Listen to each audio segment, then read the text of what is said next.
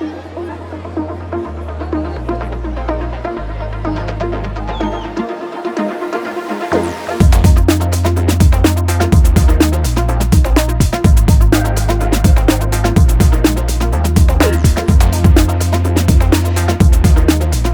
today I'm here with Daniel Hulme. Have you heard of AI?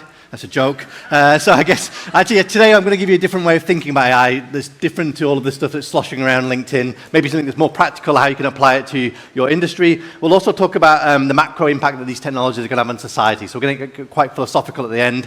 I've been involved in AI for about 25 years. So my undergraduate, PhD, postdocs are all in AI from UCL, just down the road.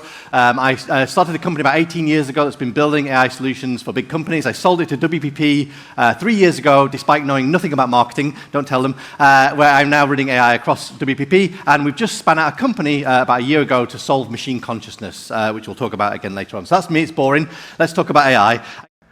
So I think this tension between excited and scared is nicely captured in the word singularity. So you probably all have heard the word singularity. It's a point in time we can't see beyond, and it was adopted by the AI community, Ray Kurzweil, to refer to the technological singularity, which is what Seth mentioned, which is the point in time where we build a brain 1 million times smarter than us. I think there are 6 singularities.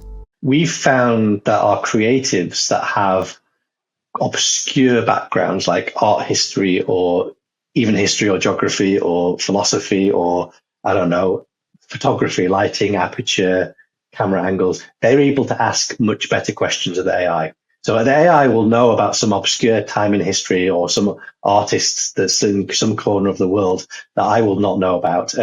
But the creatives that do know about them, they're able to surface those answers much more effectively than somebody like me. Is that this is not a panacea that's going to solve all problems across the organizations. That said, it is getting smarter. We're going from a kind of an intoxicated graduate to like a master's level, so it can do reasoning. The misconception is that AI can solve all of our problems right now, but the fact is that over the next several years, it will be able to solve a lot of problems. I can create new knowledge that's never existed. AI in the 60s and 70s was writing down lots of things that we know about the world to try to infer new knowledge. And it didn't really work, it didn't really scale. In the 80s, and by the way, this is having a renaissance. It's called agentic computing. We'll talk about this later on. In the 80s and 90s, a new type of AI came along that's modeled how our brains work. This is the brain of a bumblebee. My PhD 22 years ago was trying to model the brain of a bumblebee in a machine. Bumblebees have 1 million brain cells. Their brains can fit on in a needle. Bumblebees do amazing things. They navigate 3D worlds, they talk to each other, they solve problems. They don't handle windows very well, but ultimately they're very smart creatures. And the question was, can you model 1 million neurons in a machine? 20 years ago we couldn't, but we can now model billions of brain cells.